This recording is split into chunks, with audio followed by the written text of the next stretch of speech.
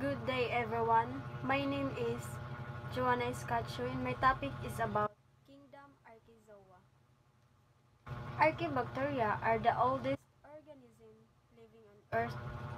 They are unicellular prokaryotes microbes without cell nucleus and any other membrane-bound organelles in their cells and belongs to the kingdom Archaea. They were first discovered in 1977 by Carl Woese and George E. Fox and classified as bacteria. Most archaebacteria appear like bacteria when observed under the microscope. However, they are quite different from bacteria and eukaryotes. They are known as extremophiles as they can easily survive under typically harsh conditions. For example, the bottom of the sea and the vents of the volcano. So, archaea are similar to bacteria, but they are not bacteria. The word archaea came from the Greek word archaion, which means ancient. Archaea is also known the Latin name for prokaryotic cells. So, here are the characteristics of archaebacteria. Archaebacteria are obligate or facultative anaerobes. They flourish in the absence of oxygen, and that is why only they can undergo methanogenesis. The cell membranes of the archaebacteria are composed of lipids. The rigid cell wall provides shape and support to the archaebacteria. It also protects the cell from bursting under hypotonic conditions. The cell wall is composed of pseudomorphin, which prevents archaebacteria from the effects of lysozyme. Lysozyme is an enzyme released by immune system of the host which dissolves the cell wall of pathogenic bacteria.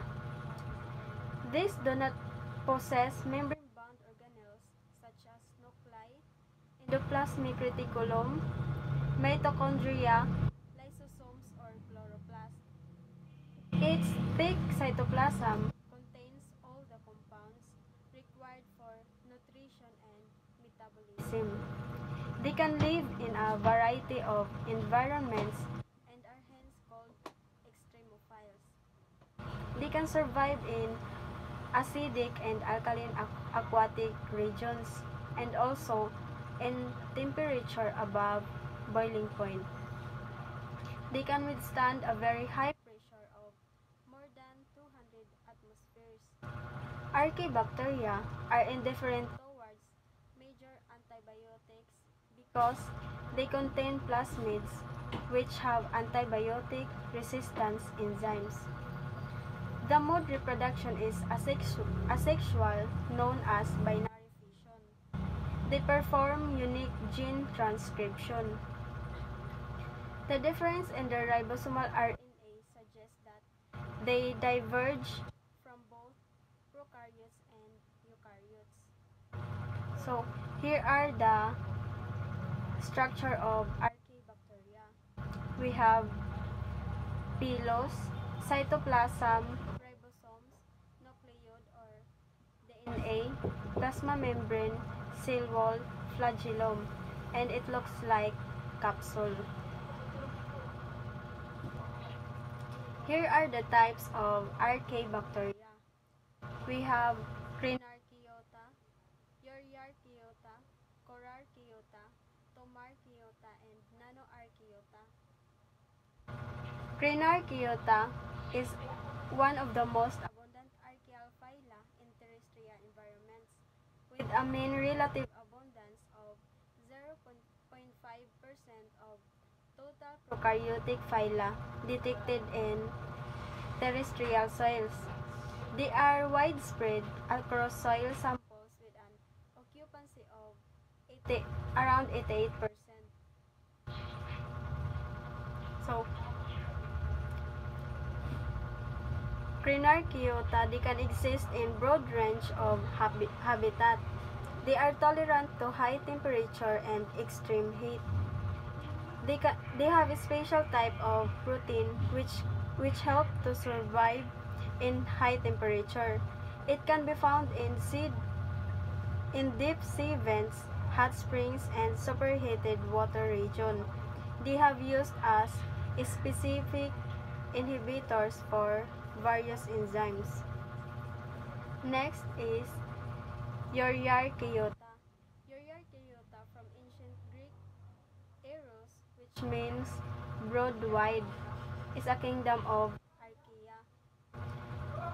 Euryarchaeota are highly diverse and include methanogens, which produce methane and are often found in intestines, or halobacteria, which survive extreme concentrations of salt, and some extremely thermophilic aerobes and anaerobes, which generally live at temperatures between 41 and 122 degrees Celsius. They are separated from other Archaeans based mainly on rRNA sequence under unique DNA polymerase. Euryarchaeota, they can survive in extreme alkaline or salt condition. They have they have the ability to produce methane. These microbes encode enzymes that help to digest dietary carbohydrates and proteins. Next is Tomarchaeota. Tomarchaeota are an abundant and diverse group of prokaryotes inhabiting a range of marine, freshwater, terrestrial, and extreme environments. They have a deeply branching phylogeny emanating from ancient hot environments. So,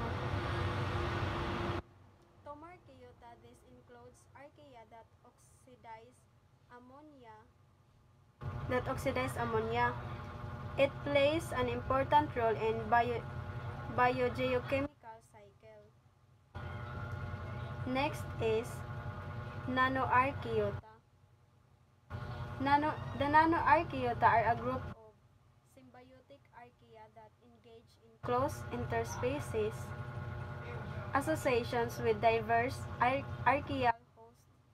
Nanoarchaeota sequences have been discovered from high temperature geothermal springs and marine hydrothermal vents around the world. This is an obligate symbiotic of archaea. Good day everyone, my name is Hazel Saldana and this is the continuation of the topic Kingdom Archaeozoa. So there are three major groups of archaebacteria: the thermoacidophiles, halophiles, and methanogens. So the first one is the thermoacidophiles. Thermoacidophiles are prokaryotic microorganisms with a stunning capability to survive and multiply at extremely low pH and simultaneously at high temperatures. The mechanisms by which these organisms, exclusively members of the archaea, cope with their harsh surroundings are poorly understood. Thermoacidophiles lives in hot acidic water such as sulfur spring or deep sea thermal vents.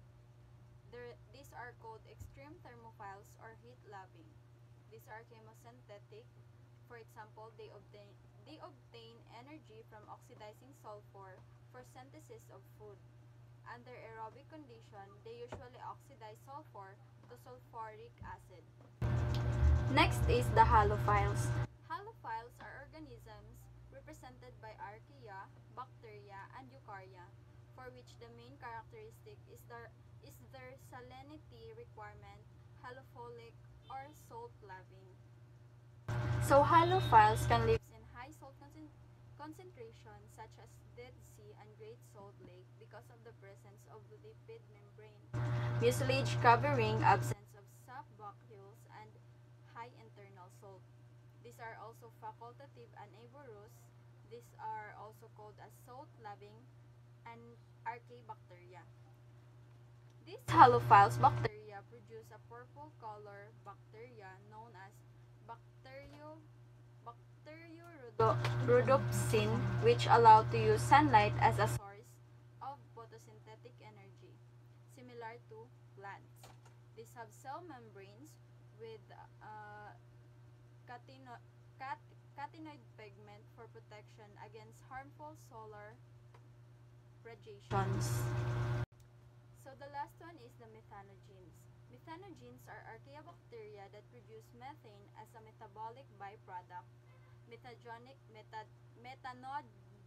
bacteria are widespread in nature and are found in mud, sewage, and sludge and in rumen of animals. So the methanogens lives in an aerobic condition. These are helpful to the nominants for fermentation of cellulose. Methanogens obtain their energy from the use of carbon dioxide and hydrogen gas. They are autotrophs. Next is reproduction of archaebacteria. They reproduce asexually via the process of binary fission, fragmentation, or budding.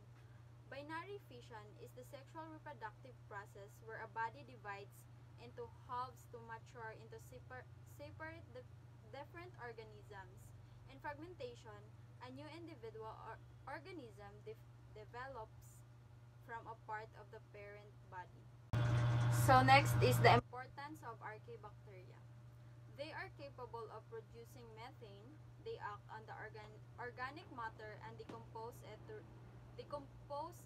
release methane, which is then used for cooking, lighting, and gobar gas production. Thus, they play the role of primary producers. They help in fermentation of cellulose in ruminants, play important role in carbon cycle, nitrogen, and sulfur cycle. They can help in antibiotics production. That's all. Thank you.